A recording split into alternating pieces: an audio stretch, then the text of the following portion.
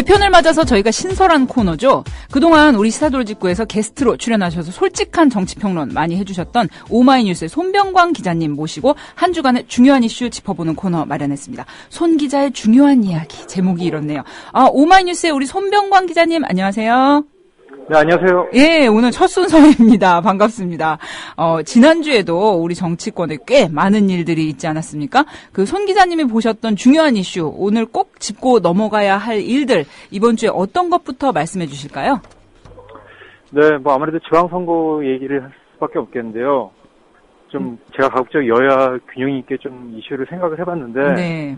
전체적으로 뭐 많은 분들이 느끼셨겠지만 좀 여당이 좀 약간 조용하면서 순탄하게 가는 반면에 야당 같은 경우는 여러 가지 좀 잡음이나 그런 논란이나 이런 것들이 좀 많았던 것 같아가지고 뭐 첫 번째로 어제 있었던 이제 광주 지역 이 새정년 의원들의 이제 윤장현 후보 지지 선언이 이렇게 파장하고 이 박원순 시장과 문재인 의원의 이 주말 산행을 어떻게 볼 것인가. 네네. 그리고 이제 또 하나의 이제 중요한 야당에서의 어떤 핵심적인 당내 승부처가 될 수 있는 이제 경기지사 룰 논쟁이라고 해야 되나요? 이 세 가지 정도를 좀 봤습니다. 뭐 나중에 정리를 하겠지만 마지막에 정리를 하겠지만 좀 세 가지가 관통하는 하나의 어떤 키워드도 있다고 봅니다. 아하, 관통하는 키워드요. 이 사건들이 이제 서로 좀 이렇게 뭐랄까 하나로 묶을 수 있는 그런 연결 포인트가 있다고 보시는 건데요. 그 새정치민주연합의 그 광주 국회의원이 7명인가요, 지금?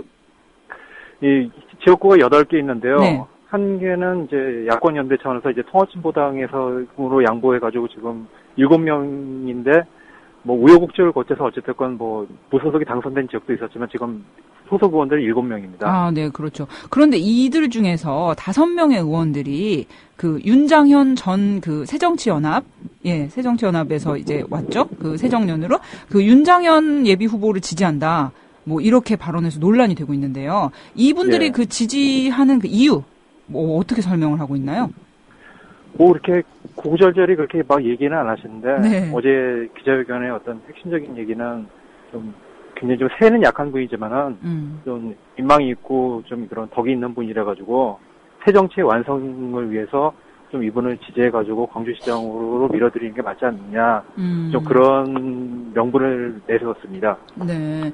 그런데 사실 이 의원들이 이런 식으로 지지 선언을 하고 좀 이렇게 영향 줄 수 있는 기자회견 같은 걸 하는 이런 것이 과연 뭐 적절한 처신이다. 어떻게 보세요?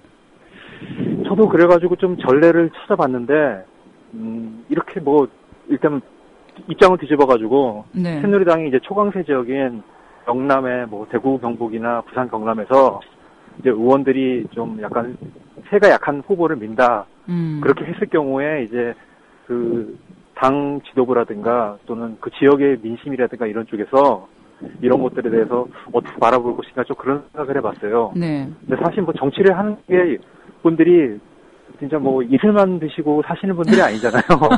다 무슨 정치적인 주거법권이라든가 이런 것들이 있을 거라고 사람들이 생각을 하고 실제로 뭐 그런 어떤 계산 같은 것들에 굉장히 좀 밝으신 분들인데 과연 이런 것들을 해서 겉으로 내세웠던 어떤 대의 명분으로만 이것을 받아들일 수 있겠는가.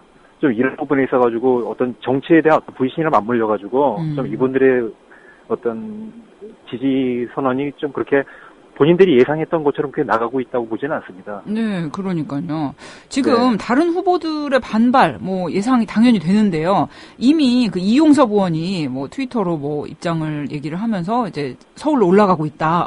뭐 이런 트윗도 하면서 꽤 강하게 반발을 하고 있는 것 같고요. 그리고 강훈태 지금 현 시장, 현 광주시장의 지지율 오늘 조사 결과 보니까 뭐 3자 구도로 봤을 때도 그러니까 그 야권에서 새정치민주연합에서 3명이 이제 뭐 나왔을 때 적합도 지지도를 봐도 강훈태 시장의 지지율이 좀 압도적인 걸로 나오는데 이거 어떻게 해야 될까요? 어떻게 해석을 해야 될까요? 저도 오늘 나온 이제 광주일보 여론조사 데이터를 봤는데요. 뭐 강훈태 시장이 한 40 정도 가져가고 이용섭 이 의원이 한 37, 38 그리고 이제 이 새정년 의원들이 지지한 선언이 이제 바로 반영되기에는 좀 어느 정도 시간을 두고 봐야겠지만은 12%로 굉장히 어떤 이 정도면은 뭐 격차가 굉장히 큰 3위 후보거든요. 그렇죠. 윤장현 후보가 이제 12%인 걸로. 네, 그렇게. 그렇게 하는데 사실 이게 이 윤석열 후보의 지지율이라는 게 이제 안철수 후보의 호남에서의 지지율과 연동된다고 보면 되는 것 같아요. 네. 예, 마찬가지로 뭐 곁다리로 또 소개드리면은 이제 역시 안철수 사람이라고 할 수 있는 이석형 전 한평공수 같은 경우도 네. 이 마찬가지 비슷한 이제 3파전으로 가고 있는데 이 민주당의 두 그 전남 출신 의원에 비해서 현격하게 좀 떨어지는 이제 역시 같은 12% 지지율을 유지하고 있단 말이에요. 네. 좀 이런 상황 속에서 좀 굉장히 좀 예민하게 받아들여야 될 부분들이 오늘 이제 어제 기자회견을 주던 이제 김동철 의원이 지도부에 한 20일 전에 이제 통보를 했다. 네, 이미 네. 얘기를 한 것이 마치 그 통보를 했다는 말로만 받아들이면 되는데 이것이 그렇죠. 사람에 따라 가지고 또 정치적인 텍스트로 무슨 사전 교감이 있어가지고 이제 서로 짜고 쳤다 막 이런 식으로 해석이 돼버리면은 네. 굉장히 이거 마치 개혁공천이라는 게 이 무슨 낙하공천이라는 말로 드릴 수도 있는 거거든요. 그렇죠. 뭐 짜고 친다. 뭐 이런 뭐 오해까지도 가능한 그런 얘기인데요. 예, 참 말이 참 말을 낳는다고 좀 이런 식으로 돌아가는 것들이 굉장히 좀 마치 이제 그 후보가 그렇게 그 지역에서도 그렇게 이렇게 새도 없고 지지를 받고 그런 사람도 아닌데 마치 어떤 지도부의 어떤 정치적인 어떤 그런 이해 때문에 민다 이런 식으로 나가 그러면은 그 지역에서의 어떤 선거라든가 이런 어떤 그걸 통해서 이루려면 어떤 정치 개혁이라든가 그런 여러 가지 어떤 짜임새라는 것들이 한꺼번에 여러 가지 좀 헝클어진다고 해야 되나요? 네. 그런 모양새로 갈 수 있다는 점에서 좀 이번 사건을 좀 굉장히 좀 파장을 좀 주시를 해야 될 것 같습니다. 네, 뭐 아까 뭐 박지원 의원이 트위터로 이렇게 호남 지역에 대해서 이렇게 선거 때마다 어떤 뭐 개혁이다, 뭐 공천 개혁이다 이런 이름으로 뭐 물갈이 이런 것이 되는데 상당히 이렇게 자존심 상한다 이러한 취지로 뭐 트윗을 올린 것도 봤는데요. 참 이 호남 물갈이 논란에 어떻게 보면 연장선상으로 볼 수도 있는 얘기잖아요.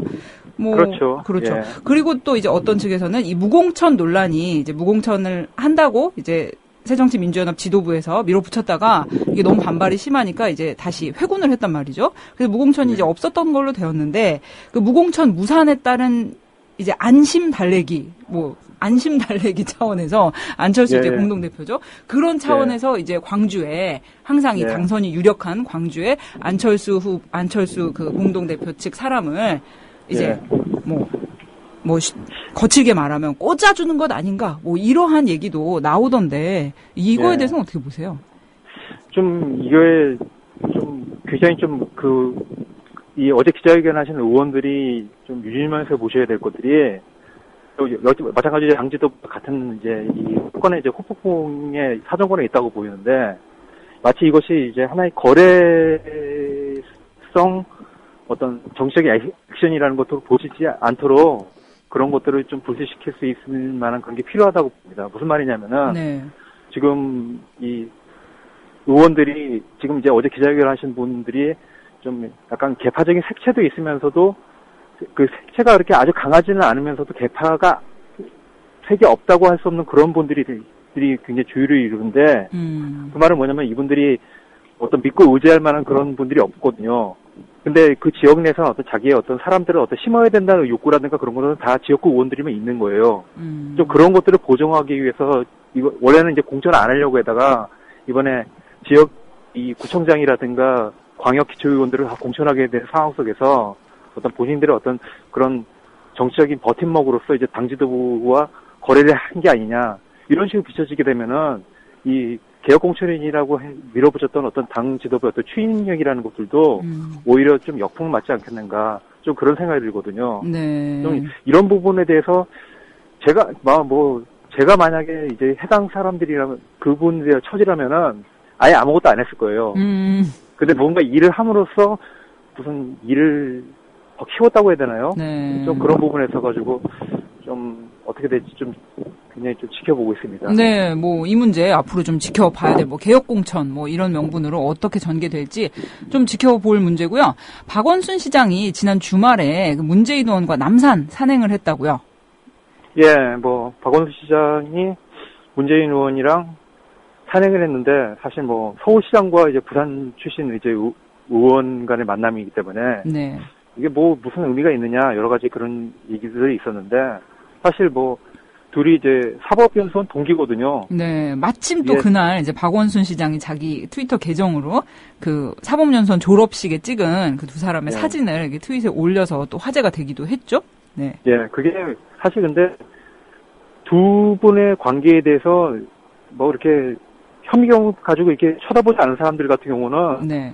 그런 것들이 굉장히 낯설게 보일 수도 있겠지만은 이 두 분 같은 경우가 공통점이 있습니다. 굉장히 젊은 그 사법연수원 시절부터 대학 시절부터 이제 시위 같은 걸 열심히 하다가 우선 파출소 같은 데 다녀오시고 그거 가지고 이제 여러 가지 어떤 불이익 같은 것도 받는 상황 속에서 이 사법고시 합격하셨던 분이거든요. 그 사법고시 하는 분들이 대부분 다 좀 그런 경력들이 많지 않은데 좀 어떤 비주류의 정서라는 것들이 이미 청년 시절부터 이제 있어왔던 분들이기 때문에 굉장히 좀 의기투합이라든가 이런 것들을 가치관이라든가 그런 것들도 좀 많이 닿아 있다고 볼 수 있어요. 근데 그런 것들을 생각하지 않고 이제 박원순 시장이 이제 서울시장으로 데뷔할 때의 모습만 생각했던 분들 같은 경우는 박원순 시장이 사실 민주당 후보하고 겨뤄가지고 이 야당의 후보 자리를 따낸 거 아닙니까? 그렇죠. 그리고 마치 이제 민주당 색깔을 거의 지우고 그 지원은 받되 민주당이 뭐 해주는 거 없는 상황 속에서 서울시장 재보선에서 이겼었고요. 그런 식에서 어떤 캠페인을 했었고 그런 속에서 보면은 마치 이제 민주당하고 마치 처벌지거나 경쟁자의 그런 구도였는데 사실상 그런 것들이 이제 박원순 시장이 이제 민주당이 입당을 하고 그러면서 많이 굉장히 옅어지고 현실 정치인이 됐다는 거죠. 그런 속에서 이제 박원순 시장 입장에서는 사실 지금 안철수 대표와 문재인 의원의 사이가 그렇게 썩 좋아 보이지 않는데 네. 그렇다고 해가지고 어느 한쪽 편만 갈고 그쪽에 현실만 사가지고는 앞으로의 좀 서울시장 캠페인을 제대로 할 수가 없어요. 그런 상황 속에서 제가 보기에는 안철수 대표도 이제 만나겠죠. 만나고 또 안철수 대표가 또 여러 가지 굉장히 열렬하게 이제 지원을 해주실 건데 안철수 대표의 지원도 받고 문재인 의원 같은 사람의 지원도 받고 좀 그런 폭넓은 어떤 범개파적인 어떤 지지를 받는다는 그런 모양새를 지향한다면은 네. 이 토요일 날의 이벤트라는 게 굉장히 제가 눈에는 좀 자연스럽게 보입니다. 예. 그러시군요. 그런데 이제 좀 건성으로 보시는 분들은 낯설게 보여지는 그런 모습이었던 것 같아요. 그리고 이제 박원순 시장이 지난 재보선 때는 이제 당시 이제 출마한 안철수 후보를 지원하는 그런 활동들을 했는데 이번 지방선거에 임박해서는 또 이제 어제 남산 산행 같은 그런 이벤트로서 그 문재인 의원과의 또 인연을 강조했단 말이죠. 박원순 시장의 이런 행보가 다분히 필요한 서울시장 후보로서 지금 현직 시장이고 이제 재선을 염두에 둔 시장으로서 필요한 행보라고 보시는 거죠. 그걸 사실 보면은 뭐라 해야 되나 정치에서 제일 좀 어떤 최악의 수가 좀 약간 편향돼 있는 어떤 가치관을 가지는 분들의 어떤 의견만 따라가고 그러면은 큰 그림을 보지 못하는 거 아니겠어요? 좀 그런 부분에 있어가지고 저는 사실 누구는 어느 계파 사람이다 이런 식으로 해서 어떤 사람을 가지고 이제 정치를 바라보는 그런 관점들이 있는데 저는 실제로 정치판에서 이제 활동하시는 분들을 보면은 그런 것들이 어떤 사람들이 생각하는 어떤 로얄티라고 해야 되나요? 네. 그러니까 내가 어느 계파 소속이니까 누구에게 대해 충성을 다하고 배신을 절대 안 한다. 이런 생각을 하시는 분들이 의외로 그렇게 많지가 않습니다. 좀 그런 건데 그런 걸 실제로 당사자들이 그렇게 활동을 하지 않는데 그 사람을 어느 계파의 사람이라고 규정을 해가지고 자꾸 보려고 하면은 이 정치 어떤 현실적으로 돌아가는 살아있는 생물처럼 돌아가는 것들이 제대로 안 보이는 거죠. 네. 그 제가 아까 좀 얘기할 걸 놓쳤는데, 어제 광주 이제 기자회견 같은 경우에, 주도했던 이제 김동철 의원 같은 경우, 손학규 대표하고 굉장히 친해요. 아, 네. 예, 그리고 손학규 대표는 또, 윤장현 후보가 눌러야 될 이제, 이용석 의원을 지금 지원 사격하는 그런 입장이거든요. 네, 그렇죠. 그렇게 됐을 때 보면은, 다 같이 협심해가지고 한쪽을 밀고 셋이 같이 가야 되는데 지금 그런 그림이 아니잖아요. 네. 근데 이 상황을 가지고, 얘는 원래 누구 사람이니까 누구를 해야 되는데, 네. 그런 행동하는 게, 이거 배신 아니야? 이런 식으로 생각하면은, 이 행동이라는 게 굉장히 좀 편협하게 읽혀질 수밖에 없다는 거죠. 정치적인 그렇죠. 행동이라는 것들이. 또 강기정 의원 같은 경우는 또 친노로 분류되기도 했단 말이죠. 친노로 하기도 하고, 정세균하고 굉장히 좀 막역한 그런 사이인데, 예. 그런 사회 가지고 무슨 정세균 의원의 뜻에 거슬려가지고 뭐 이렇게 했다, 이런 식으로 보는 것 좀 그런 것 같고요. 좀 의원들 같은 경우가 물론 어떤 본인들의 어떤 친소 관계라든가 또 가치관에 따라 가지고 이제 뭐 이합질살이라는 것들이 있을 수 있는데, 좀 그런 거에 대해서 너무 누구는 누구가 끝까지 갈 것이다, 뭐 이런 식으로 자꾸 보시게 되면은 좀 정치를 약간 좀 무협지처럼 이렇게 오독하실 수도 있을 오독하실 수도 있을 것 같아요. 좀 그런 거는 좀 약간 좀 거두고 오시면은 훨씬 더 정치라는 걸 좀 유연하게 볼 수 있지 않나 생각이 듭니다. 네, 그러면은 이제 또 문재인 의원이 어제 이제 오랜만에 뭐 이제 정치적인 큰 행보라고나 할까요? 뭐 박원순 시장과 함께 남산 돌면서 대선 후에 이제 본격적인 정치 행보에 이런 식으로 돌입했다. 뭐 이렇게 볼 수도 있을까요? 아니면 공동 선대위원장으로서 뭐 할 바를 하는 것이다. 요렇게 볼 수도 있을까요? 뭐 이 문재인 의원의 어제 그 주말에 산행에 대해서 뭐 여러 가지로 많이 이제 해석을 하시고 싶어 하시는 분들이 많으실 것 같아요.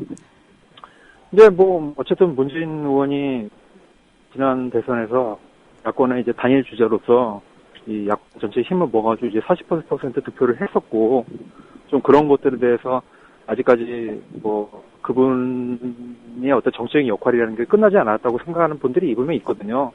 그런 입장에서는 어떤 행동 반경이라든가 그런 것들에 대해서 좀 제약을 두지 않고, 이렇게 진짜 열심히 뛰는 것들이 본인으로서 하나의 정치, 하나의 본령이라고 그렇게 생각했을 수 있다고 봐요. 근데 그런 것들이, 지금 사실 이제 안철수 대표도 이 대선 이후에 지난 1년 동안 이제 결국 야당 대표로까지 올라가면서까지 이제 정책적인 행보들을 굉장히 열심히 하고 있고, 또 그런 과거의 어떤 2012년도의 어떤 대선 대결 구도라는 것들이 아직까지 완전히 종지부를 찍었다고 볼 수 없기 때문에 또 그런 것들에 대해서 좀 자연스럽게 봐줄 수 있지 않겠는가 생각이 들어요. 네. 제가 느끼는 거는 아마 이걸 가지고 안철수 대표 지방선거 결과에 따라 가지고 도시 당권 경쟁에 돌입을 할 것이다, 여러 가지 어떤 예측들도 있을 수 있는데, 그거는 그때 되면은 또 새롭게 또 논해야 될 그런 사안인가라는 생각이 들고요. 그거 자체를 가지고 좀 경원시한다든가 그렇게 볼 건 아니라고 봅니다. 네. 이 얘기는 여기까지 하고요. 그 기초의원 무공천 논란 이제 지난주로 일단락이 되었습니다. 그런데 이번에는 그 새정치민주연합 내부에서 경선 룰을 가지고 한바탕 좀 소란이 일어날 것 같다, 이런 전망이 있는데요. 특히 경기도지사 공천 룰 가지고 설왕설래가 정말 많은데요. 이거 어떻게 된 일입니까? 어떤 이 논란의 쟁점 어떻게 되나요? 너무 복잡해요. 김상곤 후보 측이 이렇게 얘기를 했다가 또 김진표 후보 측은 또 던질 수도 있다 이랬다가 참 이게 보는데 복잡한데, 이 쟁점이 뭡니까? 좀 몇 번에 이게 좀 약간 뒤집기라든가 이런 식으로 볼 수 있는 포인트들은 있었던 것 같고요. 이제 처음에 정해진 룰 같은 경우는 이제 새누리당 지지층까지 포함해서 이제 여론조사를 돌린다, 그런 것들이었는데, 이게 현재 이제 야당이 굉장히 낮은 지지율을 보이는 상황 속에서 좀 표 확장성 문제를 이제 김진표 후보 측에서 제기를 해가지고 또 무슨 투표율을 보정해야 된다는 그런 얘기를 했었고요. 결국 어찌 우여곡절 끝에 원혜영 의원의 중재안을 이 세 후보가 다 받기로 했기 때문에 이게 경기지사 룰 같은 경우는 사실 종지부를 찍은 거고요. 솔직히 제가 걱정하는 부분은 광주 전남 정부군 지금 아직 공선율이 안 정해졌거든요. 네. 근데 물론 이게 중요하지만은 이거를 좀 제대로 정하지 않는 상황 속에서 제가 우려하는 것들은 만약 계속 이전 양상을 하고 막상 그래서 뽑힌 후보도 그냥 그나물에 그 밥 같은 사람이 됐다, 이렇게 될 경우에는 이런 것들이 오히려 다른 비호남 지역에서의 어떤 야권 후보의 어떤 득표라든가 경쟁력에도 영향을 주지 않을까, 좀 그런 우려가 있습니다. 네. 오늘 그 조선일보 여론조사 결과로 보면은 경기도지사 그 후보군 중에서 원혜영 후보가 좀 우위를 차지하는 것으로 나왔단 말이죠. 이게 좀 상당한 변화인데요. 왜 이런 결과가 나왔다고 보세요? 제가 보기에는 이제 숫자가 어느 분이 더 약간 높고 적고 이런 것들을 변별력을 보여주는 수치는 아니었다고 보고요. 네. 기본적으로 뭐 남경필 새누리당 후보와 경쟁을 할 경우에 남경필 후보가 한 50을 먹고 이 새 후보는 어느 분이 되셔도 한 33에서 35 정도를 먹고 한 15%의 무응답층을 수렴하지 못하는 그런 구도인 것 같거든요. 이 상황이 좀 이렇게 된 것들은 원래는 이제 이 김상곤 후보가 굉장히 뉴페이스였는데 이분을 데려다 놓으면은 뭐 어떤 새정치 효과라는가 그런 것들이 있어가지고 좀 새누리당에 대해서 좀 대적을 할 수 있을 거라는 그런 기대들이 있었는데 이 김상곤 후보가 약간 뭐 안철수 후보, 그러니까 안철수 대표와 이제 이 좀 가깝다는 그런 어떤 이미지 같은 것도 있으면서 안 대표의 지지율이 이제 떨어지다 보니까 이제 이 김상곤 후보의 지지율이 지켜지지 못하고 그런 것들이 아무래도 민주당 내에서 색깔이 좀 약간 유사한 이제 원혜영 의원 쪽으로 약간 옮겨진 부분도 있지 않겠는가. 네. 좀 그렇게 예상을 하고 있습니다. 네. 또 중요한 일이 지금 있잖아요. 그 무인기 논란. 예, 네. 정부와 이제 뭐 여러 가지 종편 방송에서는 거의 이것이 북한에서 온 것이 확실하다. 뭐 한 달 후에 뭐 확증된 결과를 발표하겠다. 이렇게 얘기를 하고 거의 모든 뉴스 시간을 무인기로 덮고 있는 실정인데 그 정청래 의원이 새정치민주연합의 정청래 의원이 이 무인기가 북한에서 보낸 것이 아닐 수도 있다. 이런 주장을 해서 지난 주말 내내 뭐 새누리당 의원들하고 좀 약간 거친 공방이 이제 오갔는데요. 오늘의 공식적인 입장을 밝혔죠. 정청래 의원이 어떠한 내용이었나요? 뭐 그날 이제 그 금요일 날 이제 국회 외교통일통상위원회에서 했던 얘기를 그대로 했던 것이고요. 네. 근데 이제 이 당시에는 이 북한 그러니까 이 우리나라에 추락한 이제 무인기가 북한 것이 아닐 수도 있다는 가능성에 대해서 뭐 이 아래한 걸 서체를 썼다, 뭐 북한은 뭐 연호를 쓴다, 어떤 이 정도의 연료를 가지고 북한에서 보낼 수 있겠느냐 몇 가지 이렇게 했는데 뭐 지문이 또 우리나라에서 그 검색이 안 된 지문이다, 뭐 이런 얘기도 있었죠. 네. 뭐 그런 그 여러 가지 그런 것도 있는데 이 정청래 의원으로서는 그 얘기 자체가 뭐 북한을 편드는 거라고 볼 수도 없는 것 같아요. 근데 이제 그런 것들에서 북한 이제 정청래 의원 같은 경우는 혹시 이걸 가지고 또 다시 안보 프레임을 세워가지고 이제 선거를 이제 무슨 이 안보 프레임으로 해서 보수적인 어떤 표심을 자극한 쪽으로 가지 않겠냐 그런 것 속에서 이제 국방부 발표를 이제 막 코미디라고 얘기하고 그랬었거든요. 그렇죠. 너무 과도하게 보도하는 것에 대해서. 근데 이제 그런 것들이 이제 거꾸로 좀 이 사안은 반드시 이 무인기는 북한이어야 된다. 북한 아니고선 이런 것을 할 수 없다고 생각하는 사고방식 가지신 분들 많이 있는데 이런 분들을 좀 자극을 했고 그 중에도 뭐 그런 것들이 이제 새누리당 뭐 김진태 의원이 뭐 너희 조국으로 가라. 예, 북한으로 뭐 가라 그랬죠. 굉장히 자극적인 발언이라고 생각하는데 좀 그렇게 하면서 이제 이것이 좀 감정적인 국면으로 접어들었다고 생각을 하거든요. 네. 근데 저는 이거는 딱 보면서 그냥 느끼는 게 사상자가 안 생긴 천안함 사건이 아닌가 그런 느낌이 들었어요. 그러니까 사상자가 안 생긴 천안함 사건. 예, 저강도 이제 천안함 사건이고 이제 그때하고 이제 똑같은 어떤 국면으로 가고 있는데 그런 것들에 대해서 뭐 사실 천안함 사건 같은 경우도 4년 전에 이 새누리당 쪽에서 굉장히 강하게 밀고 나가는데 오히려 역풍마저 좀 재미를 못 봤었거든요. 그랬죠. 예, 그렇게 했는데 저는 좀 이 사건에 있어가지고 좀 뭐 너무 교과서적인 얘기지만은 좀 냉정을 자꾸 봐야 되지 않겠는가 그런 생각을 하거든요. 그런데 참 이 북한 문제라는 것이 뭐 이런 식으로 안보에 위협이 있다 딱 이런 식으로 해버리면 냉정해지기가 쉽지 않아요. 또 이제 종편에서 모든 이걸 수단을 동원해서 약간 공포 분위기 조성하는 방향으로 가고 있어서 참 이 건에 대해서 어떻게 냉정을 찾기가 힘든 것 같습니다. 네, 그 오늘 뭐 오후에 발표를 했지만은 이 간첩 조작 사건 같은 경우도 결국에 그 수사를 한 국정원과 검찰의 책임이라는 거 일단 결론은 났지 않습니까? 그렇죠. 근데 이 사건 초기만 하더라도 아니 얘는 간첩이 분명한데 왜 이 간첩이 아니라고 하는 주장을 가지고 이렇게 변호인단에서는 세게 얘기하느냐, 도대체 무슨 근거가 있느냐 이런 목소리가 적지 않았다고 도 사실이에요. 지금도 마찬가지로 있고요. 네. 근데 그런 걸 아닐 수도 있다고 얘기한 것이 반드시 어떤 북한 편을 드는 것이 아니라 결국에 좀 이 대한민국의 안보를 위해서 오히려 그것이 더 좋은 것일 수 있다는 그런 생각까지 좀 미치셨으면은 좋겠다는 생각을 합니다. 네, 그렇네요. 정말 한때 천안함 사건 이후에 천안함이 북한 소행이라고 하지 않으면은 종북 좌빨이다. 뭐 이런 식으로 마치 어떤 하나의 신앙같이 그런 식으로 천안함 사건이 다뤄진 적이 있었는데 참 이번에는 좀 그러지 말고 정말 객관적으로 합리적 이런 의심과 이런 여러 가지 것들을 객관적으로 보면서 좀 냉정하게 이 사건을 바라봤으면 좋겠다. 이런 생각 드네요. 네. 예, 지금까지 오마이뉴스 손병관 기자님과 말씀 나눠봤습니다. 감사합니다. 네, 감사합니다.